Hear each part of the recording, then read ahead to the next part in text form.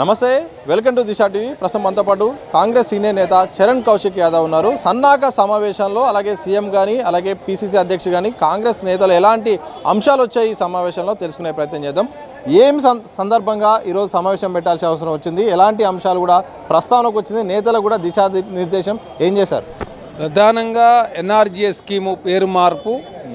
NREGS scheme సంబంధించి కేంద్ర ప్రభుత్వం 100% గతంలో ఇచ్చేది, ఇప్పుడు 60% మాత్రం ఇచ్చుడు. అదే కాక రైతు నల్ల చట్టాలు ఏ విధంగా వెనుకకు తీసుకున్నారు, రైతులు సంవత్సర కాలం పాటు ధర్నా చేస్తే ఇప్పుడు కూడా ఈ చట్టాన్ని సంబంధించిన పేరు మార్పు కోసం కావచ్చు, ఈ చట్టానికి సంబంధించి పూర్తిస్థాయి కేంద్ర ప్రభుత్వం 100% భరించే విధంగా ఖచ్చితంగా సంవత్సరం కాదు 2 సంవత్సరాల కాలం పాటైనా కూడా పోరాటం చేయడానికి సిద్ధంగా ఉన్నాం. తెలంగాణ దానికి వేదిక కాబోతా ఉంది. ఎందుకంటే ఆనాడు ఎన్ఆర్జీఎస్కు రూపకల్పన జరిగినప్పుడు మెదక్లో రూపకల్పన చేసిరు, అనంతపురంలో ఇంప్లిమెంట్ చేసిరు. కాబట్టి తెలంగాణ రాష్ట్రం నుంచే దీనికి సమరశంకారం పూరించాలని చెప్పి ముఖ్యమంత్రి గారు భావించి 15 పార్లమెంట్లకు మంత్రులు ఇన్ఛార్జిగా 9 ఉమ్మడి జిల్లాలో భారీ బహిరంగ సభలు, దానికి సోనియా గాంధీ గారు, ప్రియాంక గాంధీ గారు, ఖర్గే గారు, రాహుల్ గాంధీ గారు ఎవరో ఒకరు వచ్చే విధంగా ప్రతి మండలానికి ఒక సీనియర్ నాయకుడు ఇన్ఛార్జ్ చేసి గ్రామస్థాయి వరకు తీసుకుపోయే ప్రయత్నం, కూలీల హక్కులను ఏ విధంగా హరించే ప్రయత్నం నరేంద్ర మోడీ గారు చేస్తూ ఉన్నారు. రామ్జీ పేరు పెట్టి గాంధీ గారిని, ఎందుకంటే రామ్జీకి గాంధీకి అనవసరంగా పంచాయతీ పెట్టే ప్రయత్నం భారతీయ జనతా పార్టీ చేస్తూ ఉంది. దేవుడు ఎప్పుడు కూడా భక్తుల కోరికలు మాత్రమే తీరుస్తారు. భక్తుల కోరికలను కావచ్చు, భక్తుల పేర్లు దేవుడు పెట్టుకోవాలని చెప్పి ఇప్పుడు కోరుకోడు. అనవసరంగా రామరాజ్యం పేరు మీద, రాముడి పేరు మీద ఓట్లు మాత్రం భారతీయ జనతా అడుగుతా ఉంది. కానీ రామరాజ్యం, రాముల లక్ష్యాలకు నెరవేర్చే ప్రయత్నం భారతీయ జనతా పార్టీ చేయడం లేదు. కాబట్టి ఖచ్చితంగా గాంధీ గారు పేరు వచ్చే విధంగా ఆ పేరు మార్పు కోసం గాంధీ గారి పేరు పెట్టే వరకు పోరాటం చేసే క్రమం 100% కేంద్ర ప్రభుత్వం భరించే విధంగా, ఇప్పుడు 60% మాత్రమే భరిస్తారు.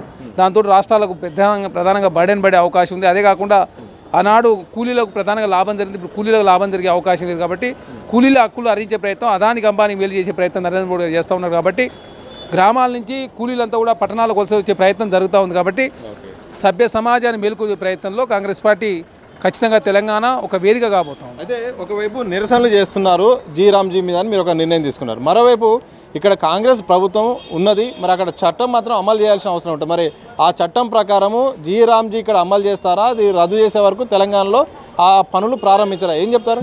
ఖచ్చితంగా రాష్ట్ర ప్రభుత్వం తరఫున తెలంగాణ రాష్ట్రంలో అట్లాంటి పరిస్థితి ఉంటే ఖచ్చితంగా చట్టాన్ని ఎట్టి పరిస్థితుల్లో ఇంప్లిమెంట్ చేసే ప్రసక్తి లేదు. రామ్జీ అనేది అనవసరంగా తెలంగాణ ప్రజల యొక్క సెంటిమెంట్ను వాడుకునే ప్రయత్నం, దేశంలో ఇష్యూని డైవర్ట్ చేసే ప్రయత్నం.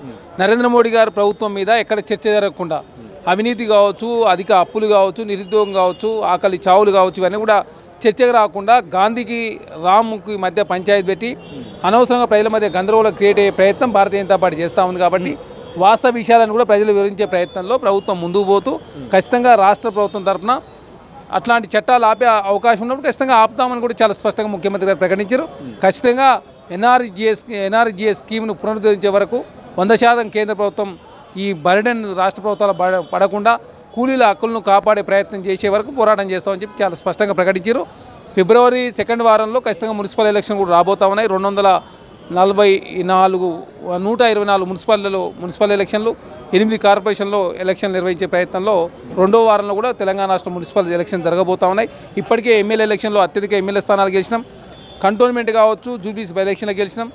ఎంపీ ఎలక్షన్లో కూడా కాంగ్రెస్ పార్టీ అత్యధిక ఓటు బ్యాంక్ కావచ్చు, సీటు గెలిచిన పరిస్థితి.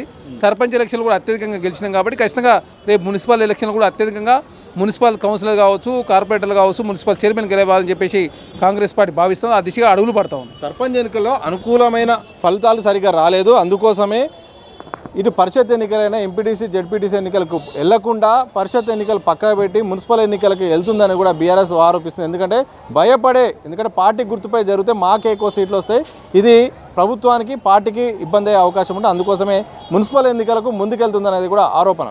ఇప్పుడు కేటీఆర్ ఏంటంటే పెద్ద హసనంతో ఉన్నాడు. మొన్ననే జూబ్లీ ఎలక్షన్ జరిగింది, పార్టీ గుర్తే కదా. అంతకుముందు కంటోన్మెంట్ జరిగింది, పార్టీ గుర్తే కదా. ఎంపీ ఎలక్షన్ జరిగింది, పార్టీ గుర్తే కదా. ఎమ్మెల్యే ఎలక్షన్ పార్టీ గుర్తే జరిగినాయి కదా. పార్టీ గుర్తేంది? 80% ఉన్న బీఆర్ఎస్ పార్టీ సర్పంచులు 26% పరిమితం అయితే మేము పెరిగినాం ఏం పెరిగిరు మీరు కలవకుండకి అయితే ప్రశ్నలకే సమాధానం చెప్పలే పరిస్థితిలో కేటీఆర్ ఉన్నారు. హరీష్ రావు గారు ఏం చెప్పాలో అర్థం కావట్లే, కేసీఆర్ గారు సమాధానం చెప్పలేని పరిస్థితి ఉన్నది. మీరు నిండా అవినీతిలో కూరుకుపోయారు, ఫోన్ ట్యాపింగ్ పాల్పడరు, తెలంగాణ రాష్ట్ర ఇరిగేషన్ రైల్లో అవినీతి పాల్పడరు, కృష్ణా గోదావరి జిల్లాలో అన్యాయం చేసారు, తెలంగాణ ఏ లక్ష్యాల కోసం తెచ్చుకున్నో ఆ లక్ష్యం నెరవేరలేదని చెప్పేసి తెలంగాణ సమాజంతో కూడా చర్చించుకుంటా ఉన్నారు. మిగులు బడ్జెట్తో తెలంగాణ రాష్ట్రం ఇస్తే 7 లక్షల కోట్ల రూపాయలతో తెలంగాణ రాష్ట్రంలో కాంగ్రెస్ ప్రభుత్వం రేవంత్ రెడ్డి గారు అప్పచెప్పారు. రేవంత్ రెడ్డి గారు ఆనాడు కేసీఆర్ గారు 15వ తారీఖు జీతాలు ఇస్తే ఇప్పుడు మొదటి తారీఖు నాడు జీతాలు ఇస్తుంది కదా. తెలంగాణ రాష్ట్రంలో ఉద్యోగాల కల్పన జరుగుతూ ఉంది. ప్రైవేట్ రంగంలో ఉద్యోగాలు ఆకర్షిస్తూ ఉన్నారు. మీ ఆయనలో 13 పేపర్ లీక్ అయినాయి. ఇక్కడ పేపర్ లీక్ కాలే. గ్రూప్ 1 సక్సెస్ఫుల్గా నిర్వహించడం 11 తర్వాత జరగలే. 15 సంవత్సరాల తర్వాత సక్సెస్ఫుల్ నిర్వహించింది రాష్ట్ర ప్రభుత్వం. కాబట్టి మీకు మాకు ఆ నక్కకు నాగాలు అనుకున్న తేడా ఉంది. మీరు మాతో పోటీట పడతారు. ఏ ఎలక్షన్ ఎప్పుడు పెట్టాలో మాకు తెలియదా? మున్సిపల్ ఎలక్షన్లో మొన్న గ్రామ సర్పంచ్ ఎలక్షన్ పెట్టాం. మున్సిపల్ ఎలక్షన్లు ఇప్పుడు అనివార్యమని చెప్పి ప్రభుత్వం భావిస్తూ ఉంది. ఎంపీటీసీ జెడ్పీటీసీ లేకున్నా కూడా వచ్చిన నష్టమేమున్నది? తర్వాత పెడతారు అవి కూడా. ఎప్పుడు ఏ ఎలక్షన్ పెట్టాలని చెప్పేసి మాకు ఉద్దేశం లేదు. ఖచ్చితంగా గ్రామాలకు మన సర్పంచ్ లేదు కాబట్టి సర్పంచ్ ఎలక్షన్ పెట్టాం. ఇప్పుడు పరిషత్ ముందస్తుగా మాత్రం ఫిబ్రవరి 2వ వారంలో మున్సిపల్ ఎలక్షన్, తర్వాత మళ్ళీ పరిషత్ ఎలక్షన్లు వస్తాయి. తర్వాత కోఆపరేటివ్ ఎలక్షన్ కూడా ఉన్నాయి. అదే కార్పొరేషన్ కూడా ఎలక్షన్ జరగాలి. హైదరాబాద్ 3 కార్పొరేషన్ డివైడ్ కాబోతూ ఉంది. ఖమ్మం కార్పొరేషన్ కావచ్చు, వరంగల్ కార్పొరేషన్, తెలంగాణలో చాలా కార్పొరేషన్, మహబూబ్నగర్ కూడా కార్పొరేషన్గా అవతరించింది. అదే కాకుండా రామగుండం కార్పొరేషన్ ఉంది, నిజామాబాద్ కార్పొరేషన్ ఉంది. చాలా కార్పొరేషన్లు కూడా ఇంకా ఎలక్షన్లు పెండింగ్ ఉన్నాయి. కాబట్టి మున్సిపల్లో ప్రధానంగా ఎలక్షన్లు పెట్టిన తర్వాత సర్పంచ్ అదేవిధంగా గ్రామ స్థాయిలో ఉన్నట్టు జెడ్పీటీసీ ఎంపీటీసీ ఎలక్షన్ కూడా రాష్ట్ర ప్రభుత్వం పోతాం. కాంగ్రెస్ పార్టీ తెలంగాణ నేతలందరూ కూడా కవిత అడుగుతున్న ప్రశ్నలకు బీఆర్ఎస్ సమాధానం చెప్పాలని ఒకటే ట్యాగ్ లైన్ పెట్టుకున్నారు. ఏంటి మీ పార్టీ స్టాండా? ఎందుకు కవితను మీరు ఓన్ చేసుకుంటున్నారా? మీకు అనుకూలంగా చేసుకుంటారా? లేకపోతే కవిత వెనుక కాంగ్రెస్ ఉందన్న దాంట్లో నిజం ఉందా? ఏంటి అసలు? మాది పత్తు రాజకీయ పార్టీ కదా, మాది స్వచ్ఛంద సంస్థ కాదు కదా. మేము నడుపుతుంది రాజకీయం, మీరు చేసింది రాజకీయం. మీరే అన్నారు కదా బీఆర్ఎస్ పార్టీ ఉద్యమ పార్టీ కాదు, పత్తు రాజకీయ పార్టీ అని మీరే అన్నారు. మాది 140 సంవత్సరాల చరిత్ర ఉన్న కాంగ్రెస్ పార్టీ. ఏ అవకాశం ఎట్లా వాడుకోవాలో మాకు తెలియదా? ఇంట్లో సొంత కూతురే మిమ్మల్ని ప్రశ్నిస్తుంది. ఆనాడు ఎంపీగా ఉన్నటువంటి కల్వకుంట్ల కవిత గారు, ఎమ్మెల్సీగా ఉన్నటువంటి కల్వకుంట్ల కవిత గారు, జాగృతి నడిపిన కల్వకుంట్ల కవిత గారు, ఉద్యమంలో కల్వకుంట్ల కవిత గారు నీ స్వయాన నీ కూతురే అడుగుతుంది. కూతురు ప్రశ్నలు సమాధానం చెప్పలేక మాకేం చెప్తావు? మీరు అల్లుని పోని ట్యాపింగ్ చేసినావు అని చెప్పేసి మీ కూతురు నేను అడుగుతుంది. సమాధానం చెప్పు. తెలంగాణ రాష్ట్రంలో మీరు ప్రతిపక్షంలో ఉండి అసెంబ్లీకి ఎందుకు రావట్లేదో చెప్పండి అడుగుతుంది. కృష్ణా గోదావరి జిల్లాలో అన్యాయం జరిగిందని చెప్పి అడుగుతూ ఉంది. ఆ ప్రశ్నలు సమాధానం చెప్పలేక కాంగ్రెస్ పార్టీ మీద మాట్లాడితే ఎట్లా? కల్వకుంట్ల కవిత గారు వెనక ఎవరో అందరూ తెలుసు. BRS party Bharatiya Janata party పొత్తు కావాలంటే ఖచ్చితంగా కల్వకుంట్ల కవిత గారు బీఆర్ఎస్ పార్టీ ఉండొద్దు. మీరు ఓట్ల కోసం కూతునైనా పంపిస్తారు. మీకు ఓట్లు ముఖ్యం, సీట్లు ముఖ్యం, అధికారం ముఖ్యం అని చెప్పి బీఆర్ఎస్ పార్టీ భావిస్తుంది. మాకు ఆ ఉద్దేశం లేదు. ఖచ్చితంగా కల్వకుంట్ల కుటుంబం కలిసి ఉండాలని మేము కోరుకుంటాం. వాళ్ళు విడిపోతే మాకు వచ్చే నష్టమే ఉంది. మాకేం లాభం లేదు, నష్టం లేదు. కాబట్టి Bharatiya Janata party BRS party పొత్తు కావాలంటే కల్వకుంట్ల కవిత గారు బయట ఉండాలి. అది ఎలక్షన్ల సందర్భంగా బయటికి పోతే అది ఇబ్బంది అవుతుంది. కాబట్టి ఇప్పుడే తెలంగాణ సమాజాన్ని సన్నద్ధం చేసే ప్రయత్నంలో వారు ముందుకు పోతా ఉన్నారు. చివరి చెప్పండి, కవిత కొత్త పార్టీ పెట్టబోతున్నాను, దాదాపు ఇక పూర్తి అయిపోయింది. త్వరలో ఎప్పుడైనా ప్రకటన ఉండే అవకాశం ఉంది. ఆ పార్టీ ద్వారా కాంగ్రెస్ పార్టీకి లాభం నష్టమా? ఆమె పెట్టే పార్టీ పైన ఒక కాంగ్రెస్ పార్టీ నేతగా ఏం చెప్తారు? ప్రజాస్వామ్యంలో ఎవరైనా పార్టీ పెట్టుకునే అవకాశం ఉంటుంది.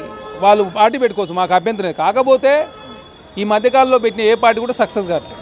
మీరు తెలంగాణ జనసమితి తీసుకుంటారా, నవ తెలంగాణ పార్టీ తీసుకుంటారా, ప్రజారాజ్యం పార్టీ తీసుకుంటారా, దేశంలో చాలా సంవత్సరాలు దేశంలో రాష్ట్రాల్లో ప్రజాశాంతి పార్టీ తీసుకుంటారా, లేకపోతే దేశంలో చాలా ప్రాంతీయ పార్టీలు. ఎందుకంటే వాళ్ళు ముఖ్యమంత్రిగా పనిచేసినటువంటి పార్టీలు కూడా ఈరోజు గుండుసున్న అవుతా ఉన్నాయి. హర్యానాలో జననాయక జనతా పార్టీ, పంజాబ్లో అకాలీదళ్ పార్టీ లాంటి వాళ్ళు, తర్వాత ఎల్జేపీ, అదేవిధంగా బీహార్లో, తర్వాత ఇక్కడ దేవేగౌడ పార్టీ కర్ణాటకలో, లోక్ జనశక్తి పార్టీ కావాలి. కాబట్టి ఏది కూడా మనకడ కొనసాగిస్తారు. ప్రాంతీయ పార్టీలో ఉనికే ప్రశ్నార్థకం అవుతున్నప్పుడు తెలంగాణ రాష్ట్రం వైఎస్ఆర్టీపీ షర్మిల గారు పెట్టినా కూడా ప్రయోజనం లేదు.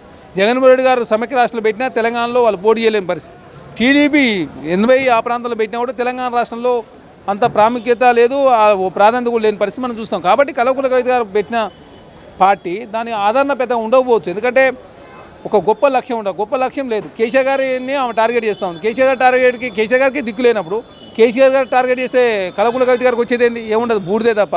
కాబట్టి ఆమె పార్టీ పెట్టడం వల్ల కాంగ్రెస్ పార్టీ నష్టం లేదు. ఏమన్నా నష్టం జరిగితే బీఆర్ఎస్ పార్టీకి జరుగుతుంది. ఖచ్చితంగా తెలంగాణ రాష్ట్రంలో కాంగ్రెస్ పార్టీ ఇంకా 10 సంవత్సరాల కాలం పాటు కాంగ్రెసే ఉంటుంది. ఏ లక్ష్యాలకు తెలంగాణ తీసుకున్నా ఆ లక్ష్యాలు నెరవేర్చే ప్రయత్నంలో కాంగ్రెస్ పార్టీ ముందుకు పోతుంది. మొత్తానికి కవిత కొత్త పార్టీ పెట్టడం ద్వారా కాంగ్రెస్కి అయితే మాత్రం నష్టమే లేదు, అది బీఆర్ఎస్కే నష్టం చేకూరుతుంది. ఏదేమైనప్పుడు కూడా జాతీయ ఉపాధి హామీ పథకం విషయంలో మాత్రం పేరు మార్చి ఈరోజు రాముడికి గాంధీకి మధ్య గొడవ పెట్టే ప్రయత్నం కేంద్రం చేస్తుంది. ఇప్పటికైనా వెనక్కి తగ్గాలి. సంవత్సరం మొత్తం కూడా ఇక ఉద్యమాలు చేస్తాం. గతంలో నల్ల చట్టాల విషయంలో కేంద్రం ఎలా అయితే వెనక్కి తగ్గిందో ఆ స్థాయిలో మేమైతే మాత్రం తగ్గేలాగా మాత్రం ఇక నిరసన కార్యక్రమాలు ఉంటాయి. అవసరమైతే తెలంగాణలో ఈ చట్టాన్ని అమలు చేయకుండా కూడా ఆ ప్రయత్నం కూడా జరుగుతుంది. ఇప్పటికైనా కూడా కేంద్రం తీరు మార్చుకోవాల్సిన అవసరం ఉంటుంది. అలాగే కాంగ్రెస్ పాలన విషయంలో మాత్రం బీఆర్ఎస్ వెనక్కి తగ్గాలి. కావాలనే మాపై బురద జల్లే ప్రయత్నం చేస్తున్నారు, ఆరోపణలు చేస్తున్నారు. ముందు ఎమ్మెల్సీ కవిత చెప్పే ఆరోపణలకైతే మాత్రం ముందుగా బీఆర్ఎస్ సమాధానం చెప్పాలని కూడా కాంగ్రెస్ నేత చరణ్ కౌశిక్ యాదవ్ సూటిగా చెప్తున్న ప్రశ్నలు అయితే మాత్రం కనిపిస్తున్నాయి. కెమెరా పర్సన్ మధుసూదన్తో సతీష్ దిశా టీవీ, హైదరాబాద్.